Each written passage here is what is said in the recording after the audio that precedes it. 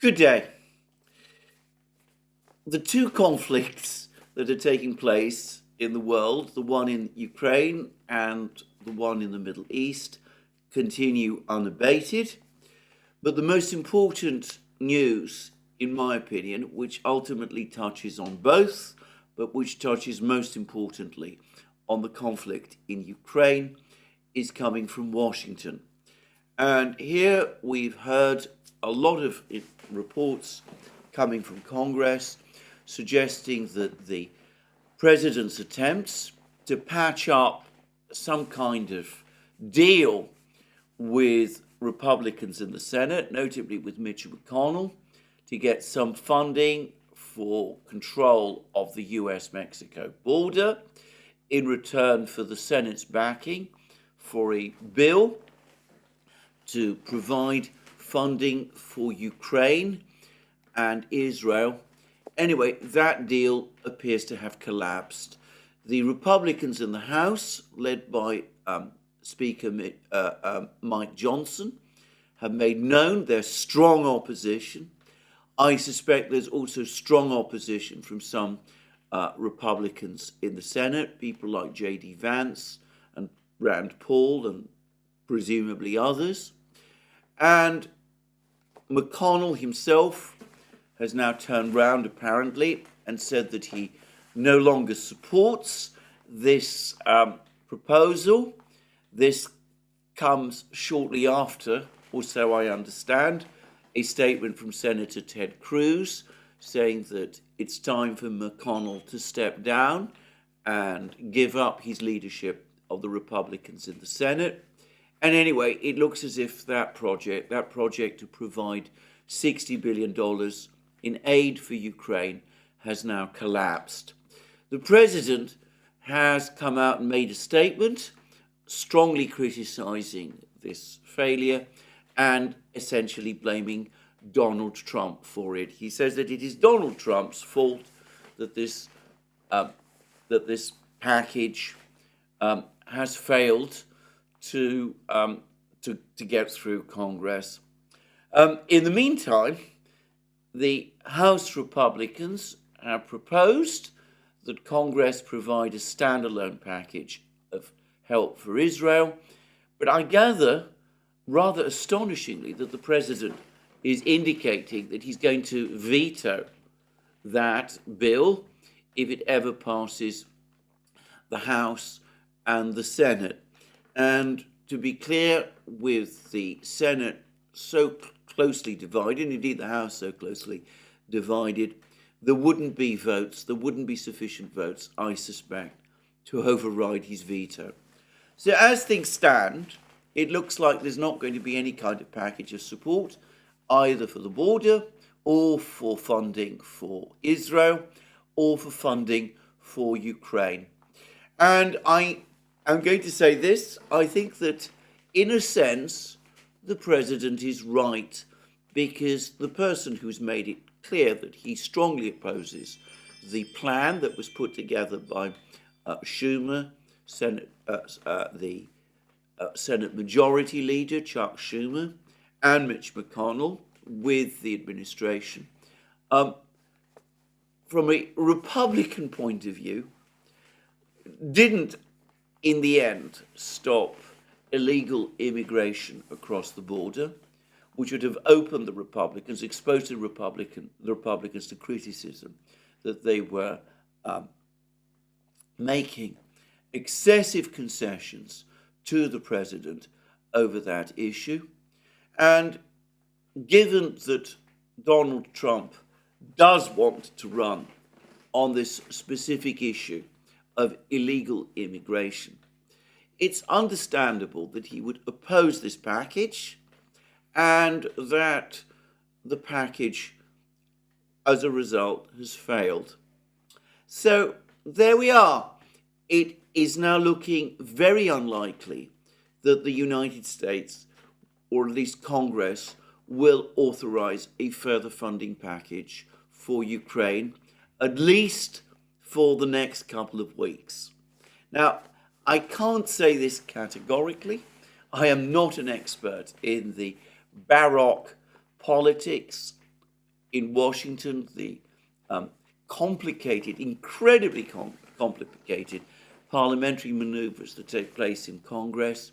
But given what each side is saying, I can't really see how funding for Ukraine, or indeed for Israel, from Congress is going to be authorized over the next couple of weeks, which logically must mean that big deliveries of American weapons to Ukraine have now effectively come to a stop.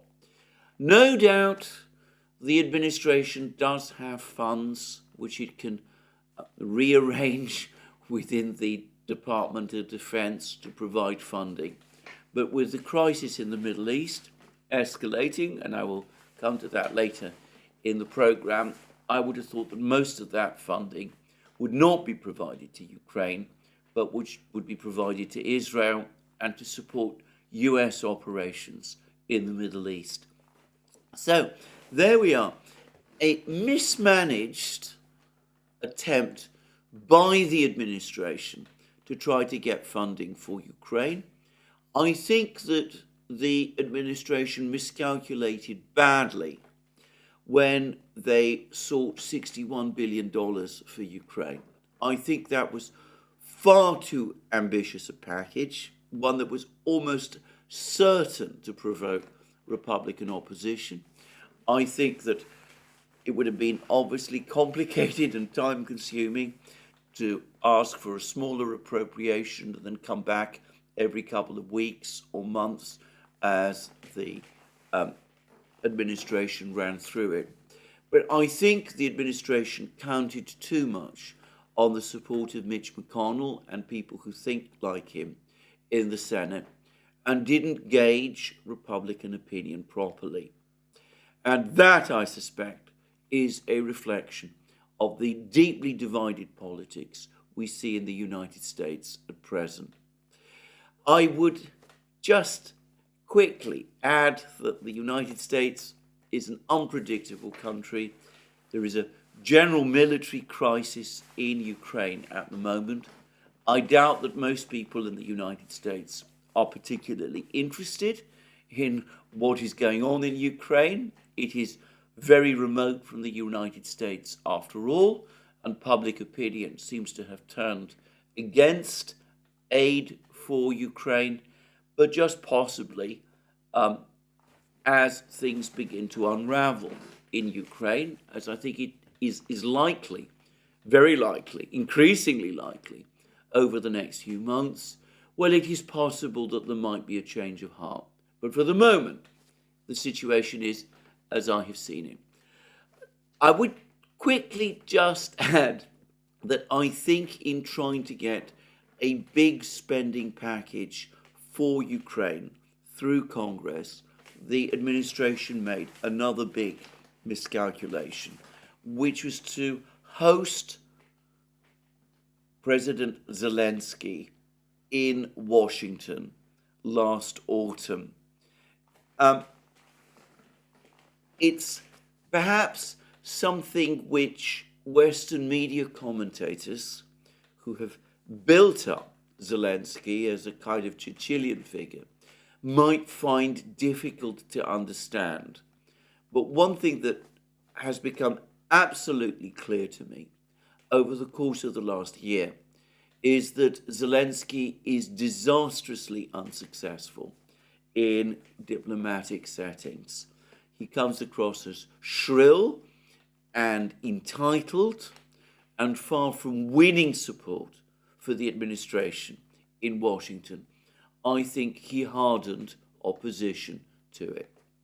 Anyway, that's my assessment of this. Now, one effect, I suspect, of the cooling of the prospect of further US aid for Ukraine is that some people in Europe, again, seem to be having second thoughts about this latest proposal to try to borrow money using frozen Russian assets as collateral and then seize those assets when the Russians go into default.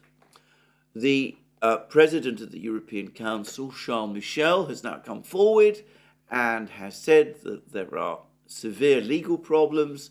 Obviously, at some point, these assets will be or should be used for Ukraine, but there are legal problems still in the way, which makes me wonder whether legal opinion hasn't been provided, perhaps from the lawyers who work for the European Commission, and perhaps also from the legal team of the European Central Bank, who have said that this scheme, this latest scheme, doesn't work.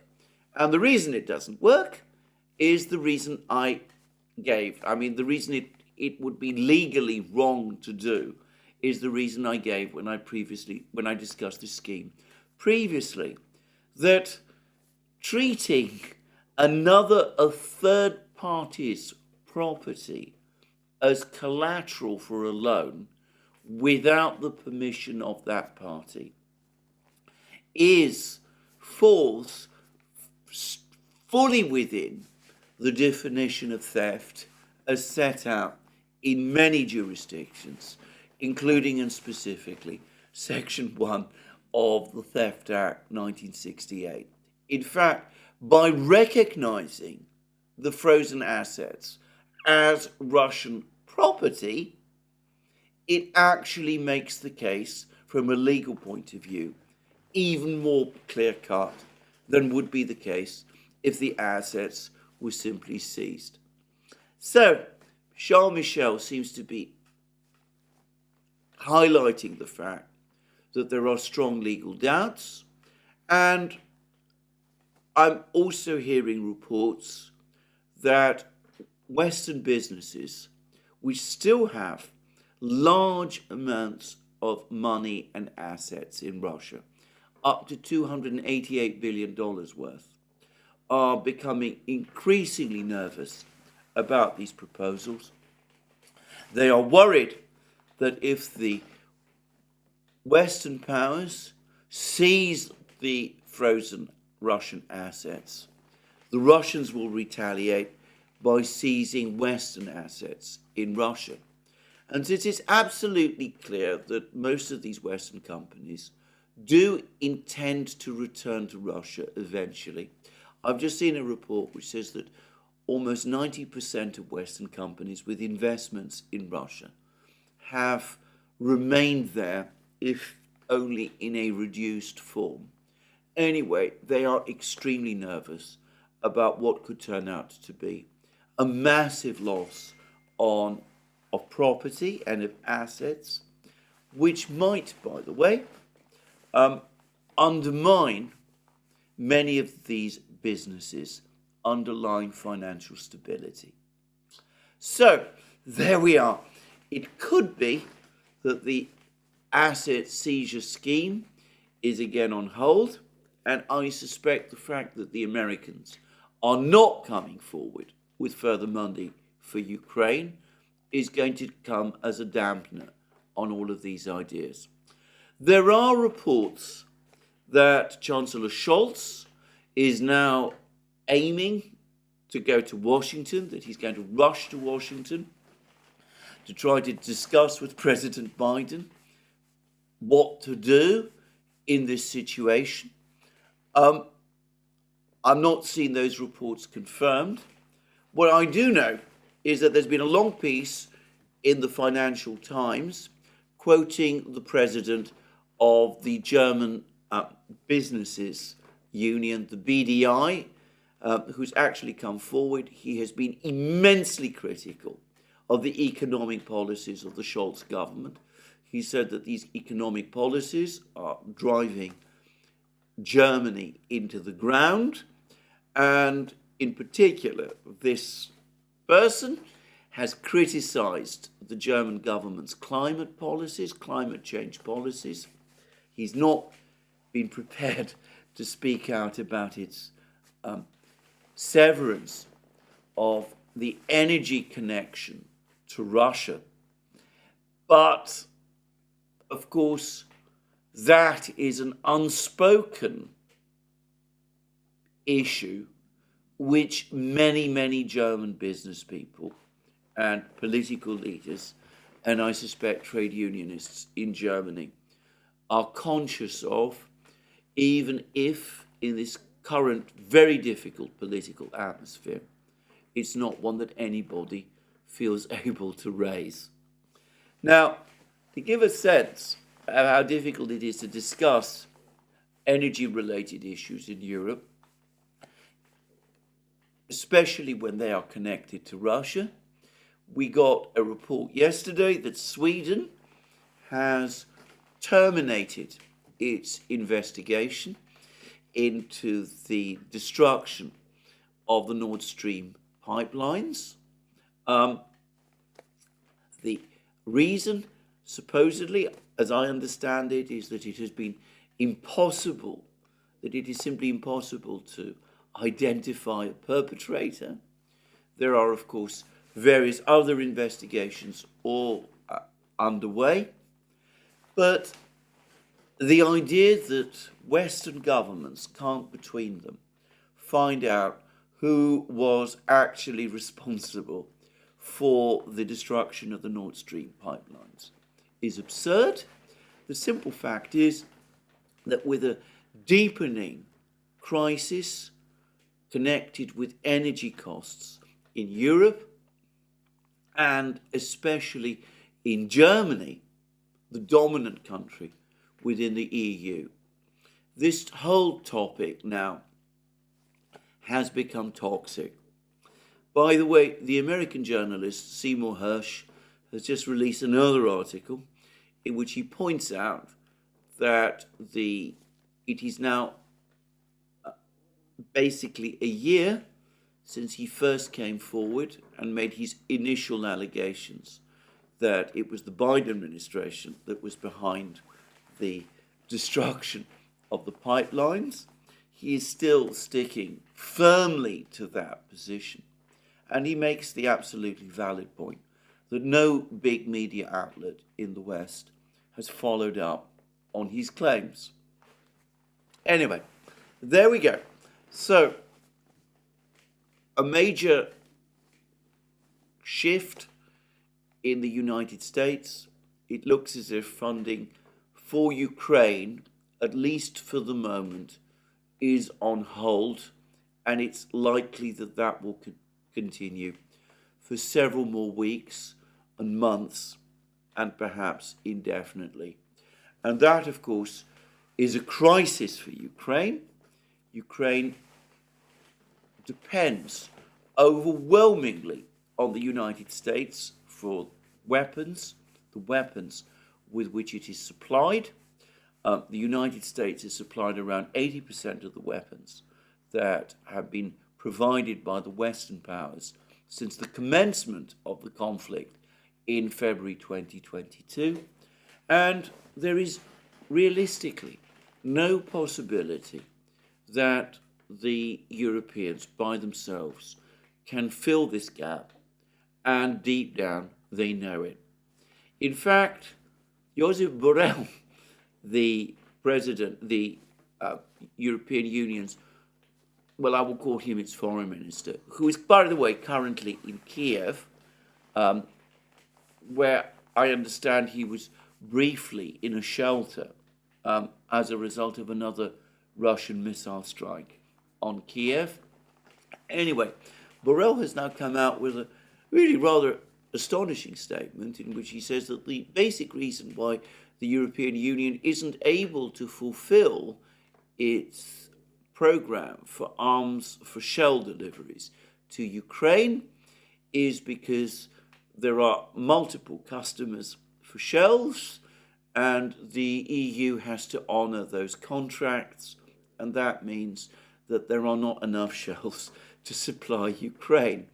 And he has said that he's given the impression, at least, that the EU has been trying to negotiate with some of these customers to get them to agree not for postponements of their shell deliveries, but one senses that none of them have agreed. That is, of course, an absurd claim. The EU would have known about its commitments to supply shells to third parties before it made its big promises to Ukraine to supply shells. The basic reason the EU is not supplying shells to Ukraine in the quantities that Ukraine needs is because the EU has been unable to increase production of shells. The last figure I have seen for shell production in the EU was one that was published by the Financial Times several months ago, and it put EU shell production at 4,000 shells, 155 millimeter shells a month, which is about 2 days of shell use by Ukraine. Anyway, there we are. That's the situation. That's the big picture. Whether whatever goes on the battlefields from now on, it seems that at least for the moment, military supplies to Ukraine from the Western powers are receding. Now, that doesn't mean the end of the West's commitments to the conflict in Ukraine, and it doesn't mean that the West has come round to the idea of negotiations with Russia. Tragically, that doesn't seem to be on the agenda at the moment. But before I discuss that, I think the moment has come to say something about the military situation in Ukraine. And before I do, I will say that again, the major fighting, the big news over the last couple of hours is coming from Avdeyeka. And I've noticed one very interesting and surprising fact. A couple of months ago, we were being told, there were articles appearing in the London Times and other places, in the British media, and also, by the way, in the medias in other places, assuring us what an important strategic position Avdeyeka was and what a vitally important battle Avdeyeka was. And in October, when the Russians first launched their attack on Avdeyeka, again, there were lots of reports about, in the media in the West, about how successfully Ukraine was defending Avdeyeka and how the Russians had suffered heavy losses in their attempts to capture Avdeyeka. Now that the situation is deteriorating, and deteriorating very badly in Avdeyeka, a curtain has come down. And I was looking at the media in London this morning, and I couldn't find any reference there at all to the situation in Avdeyeka. None. And this has been true, so far as I can see, for several weeks now. And my impression is that the situation with the media in the United States is essentially the same. Perhaps in other European countries they're covering the fighting in Avdeyeka more. I don't know. But at least in Britain, it's become the battle we aren't supposed to talk about.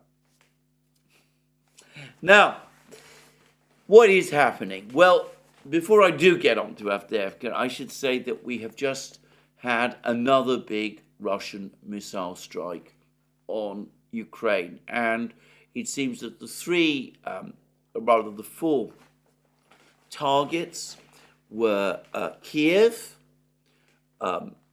Dnipro, the city the Russians call Dnipropetrovsk, Ivanovo-Frankovsk, which is a city in western Ukraine, and supposedly Lviv. And according to the Ukrainians, the Russians launched 65 missiles and drones, 15 drones, the rest were cruise missiles. We haven't had any reports yet about this missile attack from the Russians. The Ukrainians claim that they shot down 44 of the missiles and drones that were launched. Again, a figure that is impossible to verify. The facts are that there have been lots of explosions heard in and around Kiev in particular. There have also been pictures of buildings, residential buildings in Kiev on fire, where there are the usual competing claims, whether these are missile strikes or the results of falling debris from Ukrainian air defense missiles that have missed their targets. But it's clear that we've just witnessed the first big Russian missile strike this February. No doubt there will be others. I will defer full discussion of this missile strike until we get more detailed news. But I would say that, in my opinion, again, it's clear that many more of the missiles and drones than the Ukrainians claim have got through. Anyway, let's now turn to Avdeyeka. And the news from Avdeyeka is becoming increasingly dramatic. Now, the first thing I would like to say is I really need to thank Mikael Valtersen, who writes one of the most informative and interesting Twitter X threads on the Ukrainian war. He has covered the conflict in Ukraine superbly. He reports about the situation in Bakhmut, the Battle of Bakhmut, early last year, were outstanding. And his reports about the fighting in Avdeyeka are also similarly outstanding.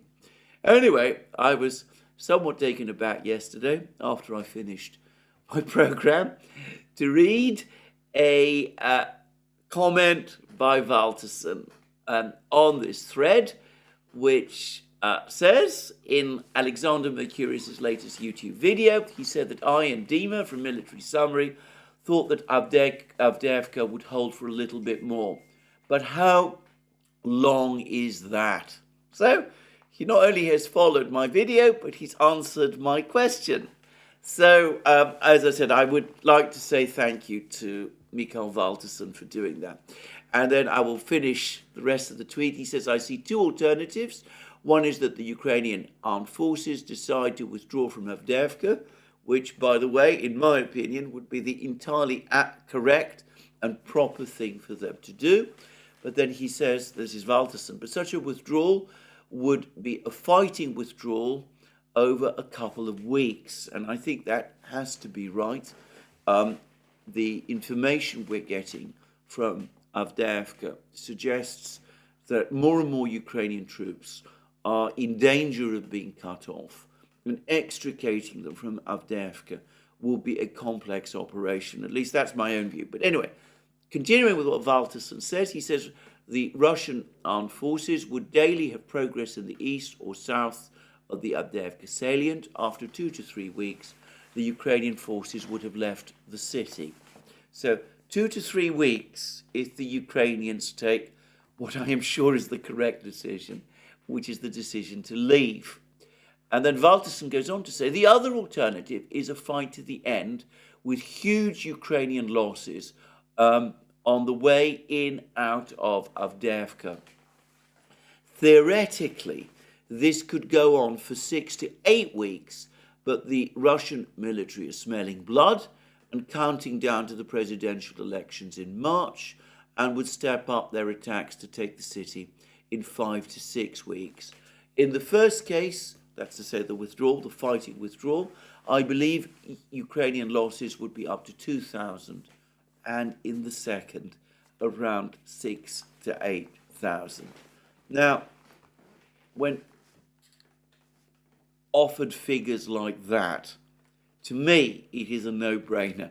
You carry out a fighting withdrawal. I mean, throwing away 6,000 to 8,000 men when you might only lose 2,000 at a time when your army is already short of men seems to me a catastrophically bad trade, however important strategically Avdeyeka actually is. And by the way, Valterson has something to say about that. But anyway, that was what Valterson said yesterday. And we have had a cascade of news from Avdeyeka over the last couple of hours. And it is starting to look as if the situation is deteriorating very fast. Now, I'm getting this from Slavyangrad. As I said, they are a pro-Russian Telegram channel. They make no attempt to deny that. But I have consistently found them extremely reliable.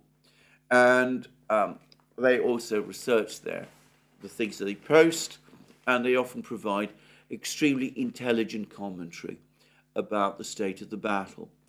And they put it like this.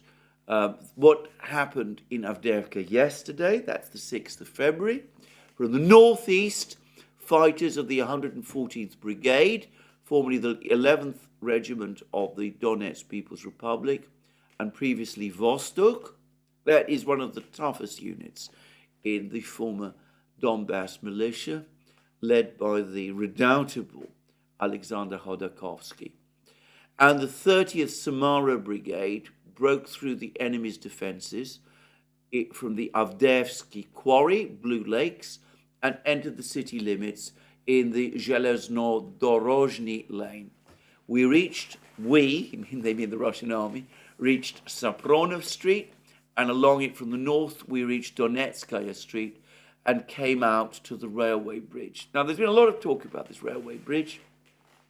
There's a graffiti that's been scrawled on the side of some kind of a shield on the railway bridge, which basically is the initials of the Donetsk People's Republic. Some see that as proof that the Russians captured the railway bridge. I don't, by the way. I mean, we don't know how that graffito got there, and I think one shouldn't rush to conclusions about this. But anyway, the fact is that the Russians do seem to be very close to the railway bridge, and perhaps independently of the evidence of this graffito, they've now captured it. And then there's been a further report that the report from Slavyangrad continues. At the same time as the motorized rifles, the 115th Special Forces Brigade of the Russian Guard, that's the Rosgvardia organization, entered the city. These are special forces trained for street fighting. The unexpected maneuver. Now, I'm going to, by the way, guess that these people, the 115th Special Forces Brigade, are ex-Wagner fighters. Just saying. The unexpected maneuver of Russian troops de facto cut Avdeyeka at its narrowest point from the railway bridge to the main transport artery of Avdeyeka, which supplies the huge group entrenched on the southern front from Yazinovataya, that's to say the troops in the south. According to intelligence estimates, a 10,000 strong enemy group is settled here. Now it is in a cauldron. Well, I'm going to say quickly that I think that the Ukrainian forces in southern Avdeyeka do not number 10,000 men. Valterson puts the entire garrison of Avdeyeka at around 3,000, and I think he's probably right. And I don't think that they are yet exactly in a cauldron. It's clear that Avdeyeka is being steadily divided in half, but I don't think that it's impossible for the Ukrainians to withdraw at least the bulk of their forces from southern Avdeyeka if they decide to do that now. And then the Slavyangrad piece, and I should say this is, as far as I understand it, not a Slavyangrad analysis, it's a report that they're getting from someone on the front lines. But then it goes on to say, from the side of the village of Spartak and the Donetsk airport, the Slavic Brigade, that's presumably another militia unit, began to move to the outskirts of Avdiivka, between the citadel, that is the high-rise area to the west of Avdiivka, and the military unit position. Now that, I am going to make a guess, is this strange structure which is sometimes referred to as Cheburasha, which the Ukrainians still control. And then the Slavyangrad piece goes on to say, at the same time, ours from the side of the village of Opitnoye entered the rear of the military unit and advanced close to another important position, Estacade, through which the entire fortified area is supplied. Well, might be Cheburasha, maybe thinking about it, the military unit refers to the air defense base, and Estacade is the Cheburasha position. Who's to say? More precisely, it was going. Now we have wedged ourselves between the citadel and Estacada, occupying the most important height 218, from which it is very convenient to fire at both of these positions. And Dima at the military summary channel is telling us essentially the same thing, that the Russians have captured a small hill and that they're now able to dominate the area, both the high-rise area in Avdiivka itself and these remaining Ukrainian fortified positions in the air defense base and in the Cheburasha complex slightly to the west. Considering that a week earlier ours had made good progress in the area of the Tsar's hunting lodge position, reaching almost the intersection of Sportivnaya and Chernyshevsky Street, the Ukrainians have a critical situation here too. On the northern flanks, we storm to the outskirts of the Dachas, located east of the AKHZ. I'm not sure what that is, by the way. The fighting is already going on along the 2nd Street. Fightings along Sapronov, Lesia, Ukrainka, and Zheleznodorozhny lane streets. On the eastern flank, we're looking for a gap in the defense of the Ukrainian forces in the area of the Avdiivsky quarry dump, located east of the Avdiivsky sand quarry, Blue Lakes, and north of the Ivushki station. Well, you don't need to know where exactly all these locations are to get a sense of a rapidly deteriorating situation for Ukrainian defenses in Avdiivka. And coming back to Walterson, he's now posted this piece. He says the lifespan of Avdiivka will be decided the next 48 hours. If the Ukrainians can't stop the Russian advance and push back the Russians a bit, the situation will become critical. Russian troops have continued their offensive in northern Avdiivka and reached the railway 500 meters from the Ukrainian main supply road. To Avdiivka, there's intensive fighting in the area, but the Ukrainians haven't been able to stop the Russian advance. With continued Russian advance, the Russians will reach the main supply road, that's the supply road into Avdiivka, supplying the entire garrison within 48 hours. At the same time, the situation for Ukrainian troops is becoming increasingly critical, both in the south and northeast. In both directions, their forces in Ukrainian strongholds are being threatened with encirclement. Within 48 hours, Ukrainian troops will vacate both areas or face certain encirclement and destruction.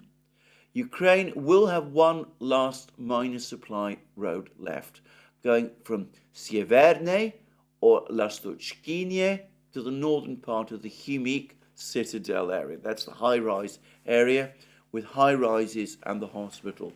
To entirely cut Avdiivka off from Ukraine, the Russians must attack and get into the northernmost part of Khimik and, as a benefit, cut off the last supply road. In 48 hours, the Russians will at least get to the purple line, to reach and taking part of Khimik might take the rest of the week. As you can see on the supply map, there are only two supply roads. The larger yellow and the minor green, that's the map that Valterson is working from. The Russians have only 500 meters from the primary supply road and 800 meters from the secondary supply road. Both are already under Russian fire control, but might soon be cut physically. If the primary supply road is cut and Ukrainian forces are unable to open it again within 48 hours, I believe the Ukrainian military will decide to abandon Avdeyeka while they still have usage of the secondary supply road for the withdrawal. If this happens, Avdeyeka might fall within 10 to 15 hours. And elsewhere, as I said, Valterson has said that we're looking at perhaps a potential loss of a garrison of about 3,000 men. And if the Ukrainians, on the contrary, continue to reinforce failure in the way that they have been doing, well, the losses will simply mushroom. Now, these are reports from Slavyangrad and from Valterson. Dima at the Military Summary Channel is basically giving us the same picture. And we also have comments from two commentators on each side of the fighting. One is Yuri Butuzov, who is a Ukrainian, strong supporter of Ukraine. He is, I'm not going to read his very emotional comment. Basically, he is describing a disastrous situation in Avdiivka of the troops there, massively outnumbered and under attack by the Russians and being bombed and hit from multiple directions by Russian artillery, Russian TOS-1 flamethrower strikes, Russian fab bombs. He talks about a desperate situation for the Ukrainians, and he is furious that the reinforcements that are being sent to Avdiivka are substandard, that they are people who are barely trained to fight and not of the proper age and physical condition to fight. So that's Butuzov from the Ukrainian side, in effect confirming the critical situation on the battlefields. Whereas on the other side, the Russian side, Boris Rozhin, Colonel Kassad, as he likes to, his nom de plume, the alias he uses to write, he comes forward and tells us that it's important not to pull out the champagne corks yet. There's still heavy fighting to do. There's probably several weeks of fighting before Avdiivka is brought fully under Russian control. Well, all of this is true, and as I said, I've taken information, as you will have seen, from various sources, but it all builds up to a single picture, which is that the situation in Avdiivka is very critical indeed, and the Ukrainians appear to be losing control of Avdiivka, and the collapse in Avdiivka is happening increasingly fast. Now, Valterson does have a number of things to say about the importance of Avdiivka. He makes this point. He says that Avdiivka isn't of great strategic importance and will not change the war. But there are four important things that will change with its fall. One, it will be a psychological blow to Ukraine and a boost for Russia. Avdiivka has been a stone in the Russian shoe since 2014. The last is absolutely true. I would also add, by the way, that it is a after all, a town of 30,000 people, or was that before the war started, not the current fighting, but the war that began in 2014. So it's not, a village. It is an actual town. It would be another town which the Russians have captured. The Ukrainians were only able to capture small villages over the course of their offensive in the summer. But anyway, continuing with what Valterson says. 2, Donetsk city will be much safer from Ukrainian artillery. Safer, but not entirely safe. The Ukrainians will still be able to launch rockets and long-range artillery at Donetsk city from various locations. 3, and this is, I think, the most important, the loss of the most fortified Ukrainian stronghold will result in a severely weakened Ukrainian defense line in Donetsk. And 4, the front line will become shorter and free 30 to 40,000 Russian troops for other objectives. It will be a significant victory, especially in Donetsk Oblast, but Russia will probably need a dozen victories of the same magnitude if they are to completely take Donetsk Oblast. I think that Valterson is probably right. I don't think that the victory, the capture of Avdeyeka, will in and of itself end the war. The Ukrainians will be able to continue fighting. They will create new defense lines in other places. There will still be a lot of heavy fighting to do. I'm going to say that I think that Valterson perhaps understates the significance of Avdeyeka's loss. After all, he admits that it is the loss of the most heavily fortified Ukrainian stronghold in Donbass, and it will, and this is his words, severely weaken Ukraine's defense line in Donbass. And of course, if 30 to 40,000 Russian troops are freed and made available for use in other places, even if they will need time to rest and refit and get reinforced, probably 2 or 3 months, well, that in itself is not an insignificant thing. Of course, a couple of months ago, at the start of the Russian operation in Avdiivka, I was reading all kinds of reports in places like the London Times about what an important place Avdiivka is, how its loss might open the way for the Russians to advance towards Pavlograd and all the way to the Dnieper River,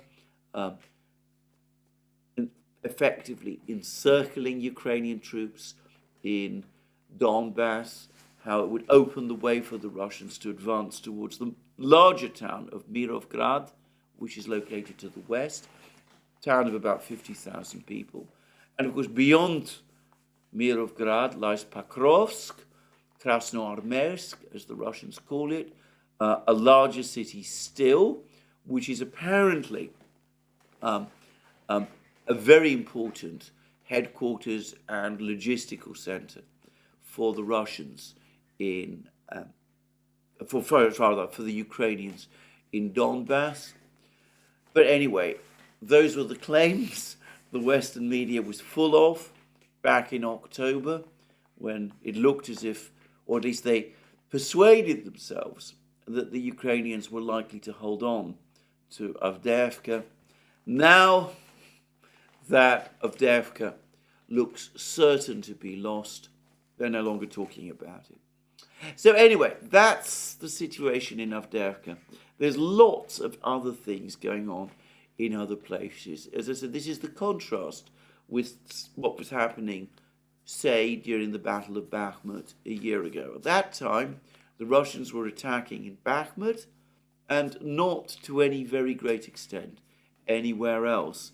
This time, they are attacking in multiple places.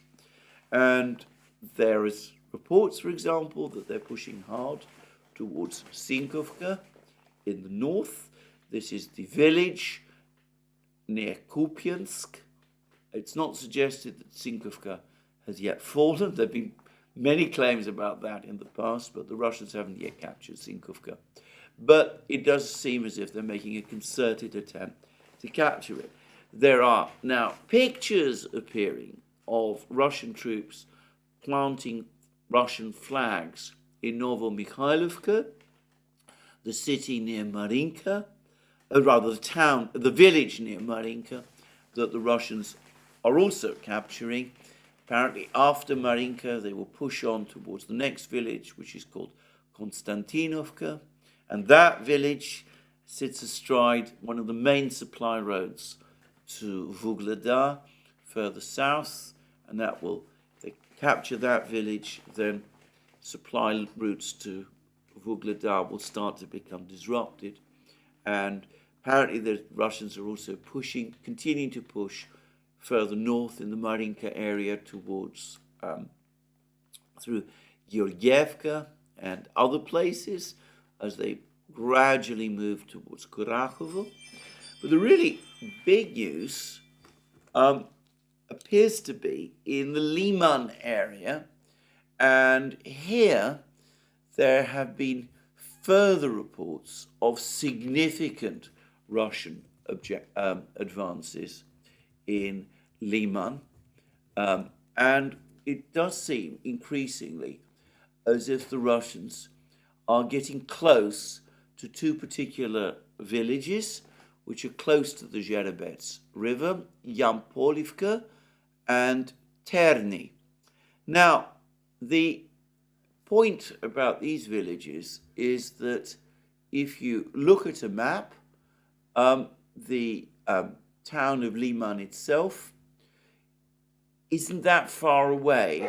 It's reasonably close to the Russian positions. If the Russians, as I said, are able to capture these two villages and they arrive at the Zherebets River, and if they consolidate along the Zherebets River, they could conceivably, if they cross the Zherebets River, advance forward towards Liman itself, a small town of about 10,000 people before the fighting. It was captured by the Russians in May 2022. The Ukrainians then recaptured it in October 2022 at the high tide of the Kharkiv offensive. If the Russians recapture Liman, probably this time they would be there to stay. And of course, Liman is itself seen as a suburb, in some respects, of the much more important city of Slavyansk, which lies somewhere to the southwest, and which the Russians will need to capture if they are to finally take full control of Donetsk. So it seems that the Russians, at least in this area, the Liman area, are coming increasingly close now to reversing the Ukrainian gains of the autumn of 2022, and are coming within striking distance, might soon be within striking distance of Liman, and if they capture Liman, ultimately of Slavyansk. Now, there is a general consensus that for the Russians to mount an offensive to try to capture Slavyansk itself, they would also need to recapture Kupiansk and Izium beyond the Oskol River to the north. So there's clearly a lot of fighting, many, many months of fighting ahead if the Russians really do have these objectives. Anyway, that is the situation on the battlefront. There's been reports, as I said, from many places, from Bakhmut, from all sorts of places. But the overall story is of crumbling Ukrainian defenses. Avdeyeka on the cusp of being lost, and the Russians continuing their advances and becoming ever stronger. Now, the Military Summary Channel have been discussing recently Russian bombing of the northern town of Vovchansk. This is a Ukrainian town in Kharkiv region, across from the border. It's, as I say, the northern part of Kharkiv region. And Dima at the Military Summary Channel is making the, so far, so it seems to me, entirely logical point that for the Russians to be bombing Vovchansk so heavily, that must point to Russian intentions at some point over the next few weeks and months, probably after the spring Rasputitsa, perhaps in March, to launch an offensive towards Vovchansk from the north, an offensive which might ultimately take the Russians to Kharkiv. Well, we'll just have to wait and see. But there is much talk about the Russians establishing what they would initially call a buffer zone in Kharkiv region. We will see what they do. But for the moment, the situation on the battlefronts for Ukraine looks extremely bad. They've been subjected to another heavy missile strike by the Russians. Putting aside whatever damage the Russian missiles and drones have done, Ukraine, in trying to shoot down these missiles and drones, and by the way, there's no doubt that they have shot down at least some of these missiles and drones, well, the Ukrainians are having to expend air defense missiles, and of course, these are in short supply, and any cessation of US military aid effectively, essentially means that the Patriot missile batteries, which operate in Ukraine, can't get replacement equipment. And there are further attempts by the United States to scrounge more missiles from third parties. Greece apparently has been paid off in order to get Greece to send its rather old S-300 missile system to Russia, to Ukraine rather, to counter Russia, as well as some other old air defense systems that Greece bought from Russia. Russians are furious about it, understandably.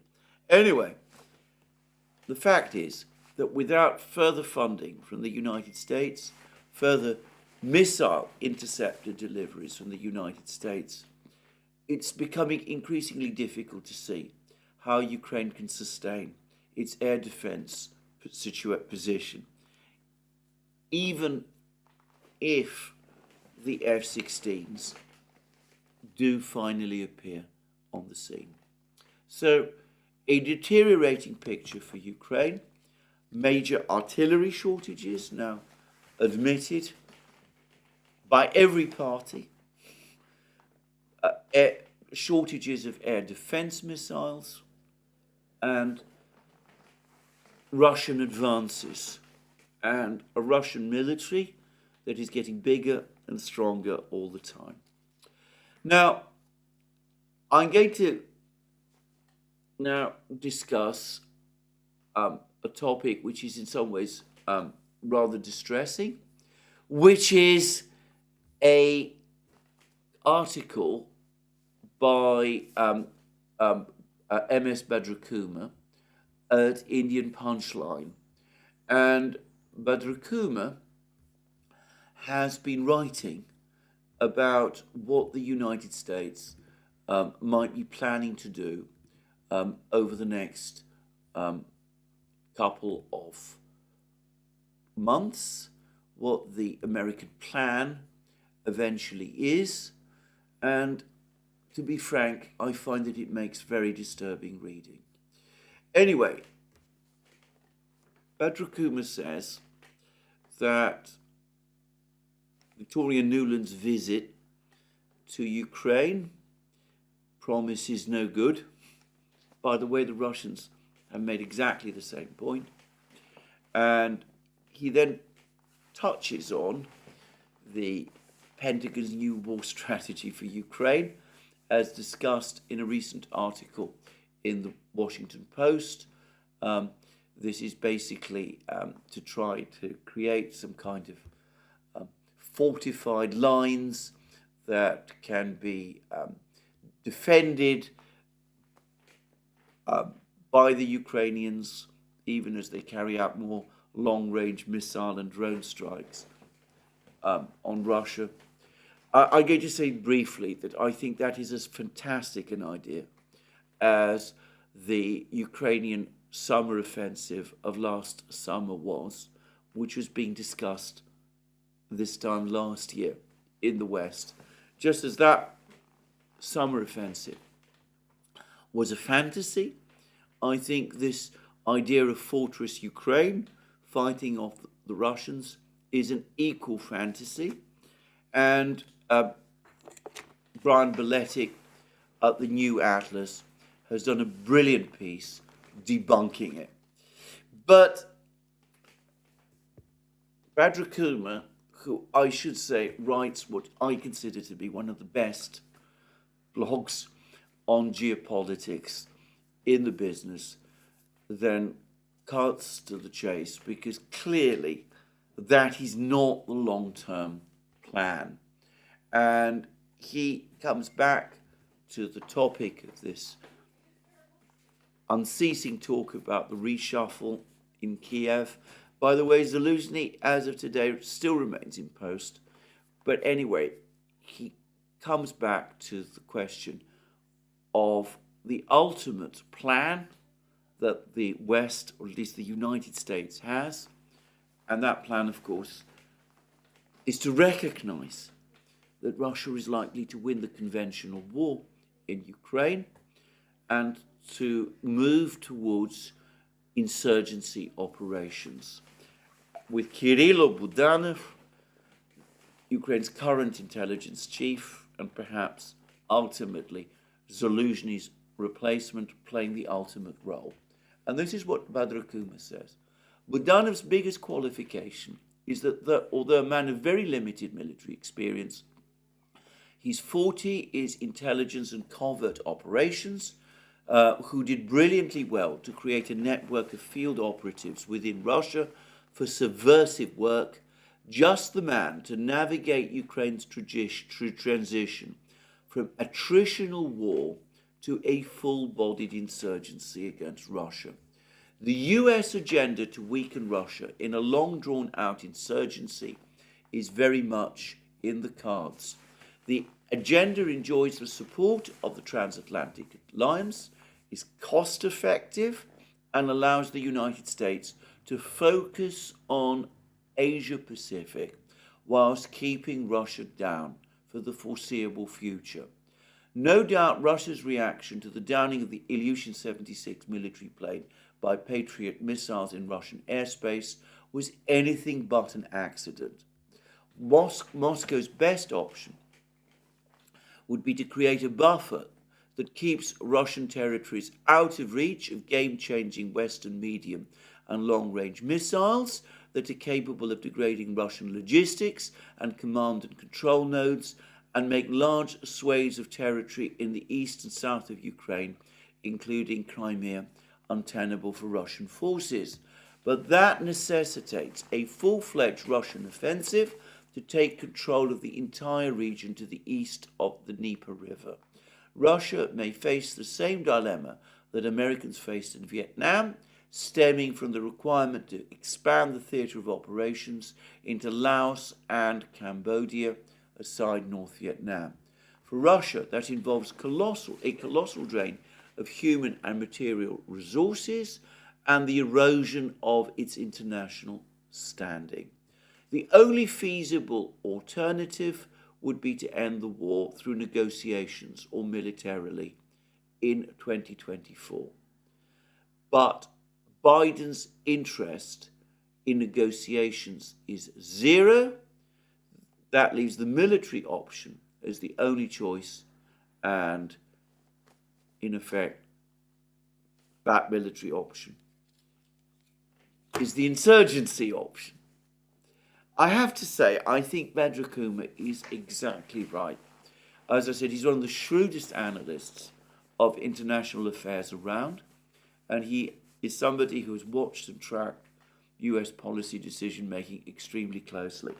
I don't think the president has given up on his Ukrainian project. I think he remains fully committed to it. I think that he is uninterested in negotiations with President Putin, and I think the same is true of establishment opinion across the West.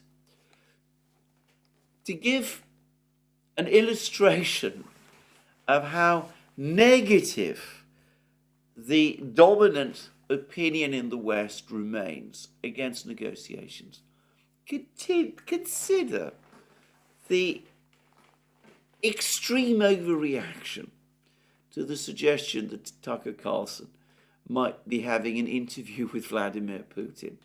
And, by the way, an utterly intemperate and, in my opinion, bizarre article in the Financial Times today about the Russian rebuilding of Mariupol in Donetsk.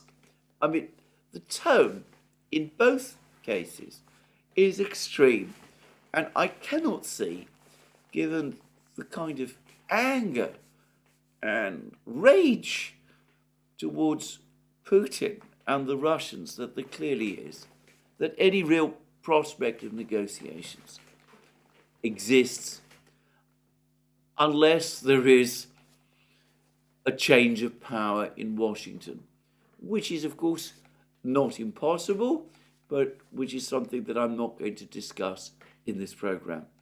So, we are now heading towards an insurgency war. Let me say again, that is going to be an absolute and complete disaster for Ukraine. It is going to be profoundly destabilizing for Europe. I spoke yesterday about the distress I felt about the demographic crisis in Ukraine, and an article in the London Times that discussed it, the way in which Ukraine's population has now fallen to 25 million, less than half. The areas under Kiev's control, the numbers of people under Kiev's control at the time when the Soviet Union broke up in 1991, and the collapse in the birth rate, and the fact that male life expectancy has fallen to just 57 years.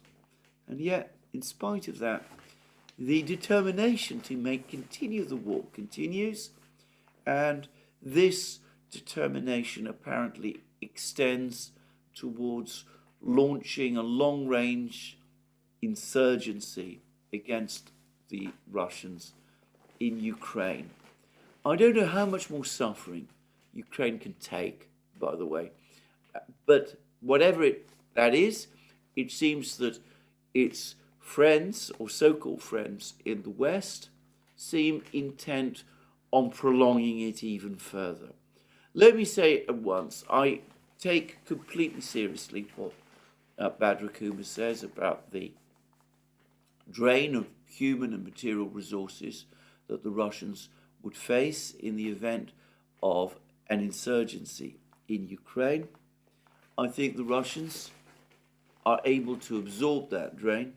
I don't think it will affect the growth of their economy. In fact, the central bank in Russia has just made further comments about this. It seems inflation is falling and economic activity remains strong. But anyway, looking forward, I don't think this drain of human and material resources will be as big as some people in the West assume. But what I think it will further do is consolidate even further Russian hostility to the West and to the United States. So specifically, harden even further Russia's de facto alliance with China. And by the way, the Russian and Chinese defense ministers recently had a virtual meeting in which it was noticed that the Russian defense minister, Sergei Shoigu, referred to his Chinese opposite number as comrade. Anyway, it will consolidate that alliance even further. It will be ruinous for Ukraine, and it will be inherently destabilizing for Europe, which will have to be the base area from which any insurgency is armed and conducted. I have to say, I think this is a catastrophic idea, but it is the one I think that the West remains committed to. Anyway, this is where I end my Ukraine commentary for today. A disintegrating situation on the front lines, a major missile strike, further indications that the situation is collapsing, no sign of American aid, and a panic-stricken Olaf Scholz rushing to Washington to try to see what he can agree with Biden. On that topic, by the way, I've seen reports of what looks like an almost despairing speech by Olaf Scholz about Germany's economic prospects. But as I haven't yet been able to read the speech itself or see film of it, I'm going to defer discussion of it until I do. But anyway, there's been further news, important news, from the Middle East. And it's further signs that US policy is now becoming increasingly dysfunctional in more senses than one. There's no sign of a ceasefire in Gaza. Qatar tried to broker a ceasefire. Israel would only agree to a ceasefire of around a month, just over a month. Hamas has rejected it. They demanded a ceasefire of 135 days, combined with the complete withdrawal of all Israeli forces from the Gaza Strip, something which Israel, in its present mood, obviously will not agree to. So there is no sign of a ceasefire in Gaza. The fighting in Gaza continues. There is continued US bombing and missile strikes across the Middle East, but no sign that that is achieving anything. There have been more Houthi missile strikes on shipping in the Red Sea. Shipping is increasingly avoiding the Red Sea. They're circumnavigating Africa. That is adding 2 weeks to the journey, but to repeat again, I don't see that that is such a huge crisis, actually. But what we're also seeing is a collapse of the American diplomatic initiatives. The United States has been trying to get the Saudis to agree to some kind of mutual recognition agreement with Israel. And Admiral Kirby, the spokesman of the National Security Council in the United States, has come forward and has made and given an interview in which he has suggested that those negotiations are actually going well. This has elicited a withering response from the Saudis, and this is the statement that Saudi Arabia has published. The Ministry of Foreign Affairs stated that regarding the discussions between the Kingdom of Saudi Arabia and the United States of America on the Arab-Israeli peace process, and in light of what has been attributed to the US national security spokesman, the Ministry of Foreign Affairs affirms that the position of the Kingdom of Saudi Arabia has always been steadfast on the Palestinian issue and the necessity that the brotherly Palestinian people obtain their legitimate rights. The Kingdom has communicated its firm position to the United States administration that there will be no diplomatic relations with Israel unless an independent Palestinian state is recognized on the 1967 borders with East Jerusalem as its capital, and that the Israeli aggression on the Gaza Strip stops and all Israeli occupation forces withdraw from the Gaza Strip.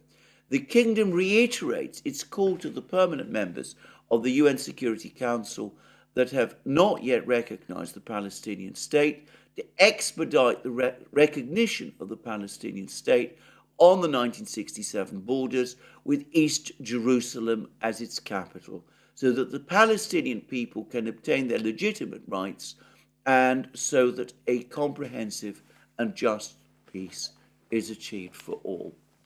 You know anything about Saudi statements, you will know that they are usually extremely measured and expressed in very, very moderate language. This, by Saudi standards, is a scorcher. They are saying that they will not establish diplomatic relations with Israel unless the Israelis pull out of Gaza and agree not just to a Palestinian state, but to a Palestinian state with East Jerusalem as its capital. It is inconceivable that Israel will do that. And they also say that they expect the United States and Britain and other Western countries to recognize a Palestinian state with those borders and with East Jerusalem as its capital without delay. I think this is the strongest statement about the Middle East and the Arab-Israeli conflict I have seen from the Saudis for a very long time. And it shows the degree of exasperation in Riyadh with US policies. Now, after a statement like this from the Saudis, made in response to Admiral Kirby's statements, I think that Jake Sullivan, who is Kirby's boss, ought to bring him in, give him a firm dressing down, and perhaps show him the door. But of course, this being the United States, I know that won't happen. Anyway, there we are. A dead end in the Middle East, an ongoing collapse in Ukraine, further signs that the United States is thinking about an insurgency war in Europe, of all places. A general disaster all round. We shall see what happens next, but I will of course be dealing with that in my next video. I have, as you can see, a cough coming on, so I'm going to finish my program at this point today. Just a reminder quickly that you can find our programs, all our programs on Twitter X. On Twitter. You can find us on various other places: Twitter X, Locals, Rumble. But as I said, this is the point where I get to stop speaking. Thank you for joining me again today. More from me soon.